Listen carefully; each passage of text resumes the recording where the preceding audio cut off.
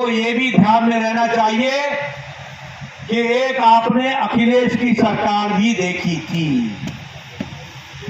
देखो, पूर्णमासी को नमन करने का मजा तब तक नहीं आता जब तक आपको अमावस्या की अंधेरी याद ना हो। उजाले का मजा तब तक नहीं आता जब तक आपको अंधेरे की त्रासदी ना पता हो।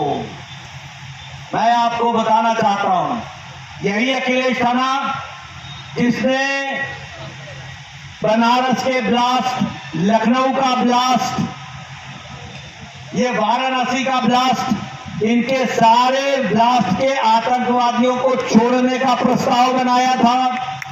बनाया था कि नहीं बनाया था? बनाया था कि नहीं बनाया था?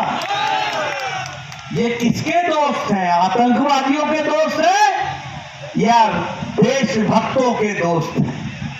ये देशद्रोहियों के दोस्त हैं। ये स्पष्ट है। मैं ये बोलने आया, मैं यहां ये भी बताने आया हूं, ये पिछड़े के समर्थक नहीं है, ये दलितों के समर्थक नहीं है, ये आदिवासियों के समर्थक नहीं है। ये आदिवासियों के आरक्षण पर, दलितों के आरक्षण पर और पिछड़ा वर्ग के आरक्षण पर डाका डाल करके धर्म के नाम पर आरक्षण लाना चाहते हैं। धर्म के नाम पर आरक्षण। बोलो, ऐसे लोगों को आने दोगे क्या? जरा जोर से बोलो, ऐसे लोगों को आने दोगे क्या? ऐसे लोगों को आने दोगे क्या? मित्रों, ये दलितों के आरक्षण पर डाका डालने का काम है। ये आदिवासियों के आरक्षण पर डाका डालने का काम है और ये पिछड़ों के आरक्षण पर डाका डालने का काम है। कल कलकत्ता हाईकोर्ट ने साफ कह दिया और भीमराव अम्बेडकर ने कॉन्स्टिट्यूशन, संविधान में कहा है धर्म के आधार पर आरक्षण नहीं हो सकता। ये पढ़ा लिखा, अब मैं आगे क्या बोलूं राहुल गांधी को, ये संविधान की पुस्तक लेके फिरता है, इसको मालूम नहीं कि इसके अंदर क्या लिखा हुआ है। पढ़ा लिखा कितना है मुझे मालूम नहीं, अंदर पढ़ा है कि नहीं मुझे मालूम नहीं।